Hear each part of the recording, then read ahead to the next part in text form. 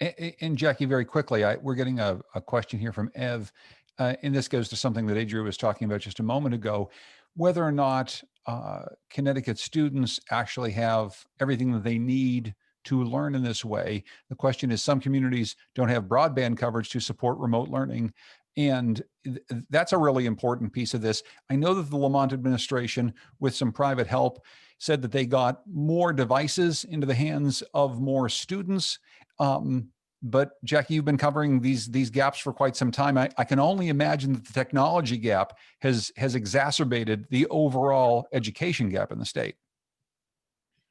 Right. So, as far as getting students connected, the Lamont administration, about a month before the school year started, decided to allocate some of the funding that it received from the CARES Act back in March to purchase computers for students and wireless hotspots and pay for 12 months subscription to get kids connected and their families connected.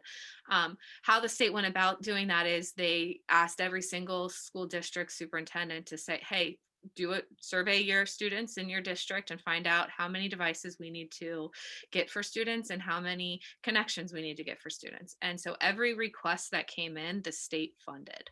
Um, does that mean that some students fell through the cracks? Yeah, I've heard from those students saying, like, hey, I didn't get my laptop, or hey, I didn't get that connection.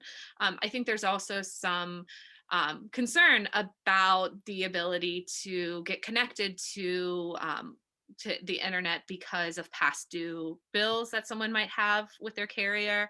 I'm told that that shouldn't be an issue, that it won't be forgiven, but it will just not be a reason that they won't get connected. But still, there are barriers that remain to getting students connected. But there's also there's a lot of homeless kids in Connecticut, and it's hard to sign on remotely if you don't have a home, if you're trying to sign on through a shelter or in a motel, or same thing for students who their grandma's watching them during the day so their mom can work, or their siblings watching them during the day so they can work. It's hard for those children to necessarily get connected. And the numbers show that, and the state has done a really good job of showing how much students are in fact logging on. Before the pandemic, it was homeless children were missing about 1 out of every 13 days. Now they're missing 1 out of every 4 days. The numbers are similarly depressing and skyrocketing for other vulnerable populations as well.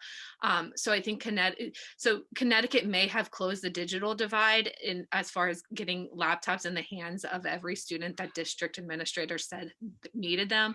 But there's several other factors that are still preventing students from showing up to online class.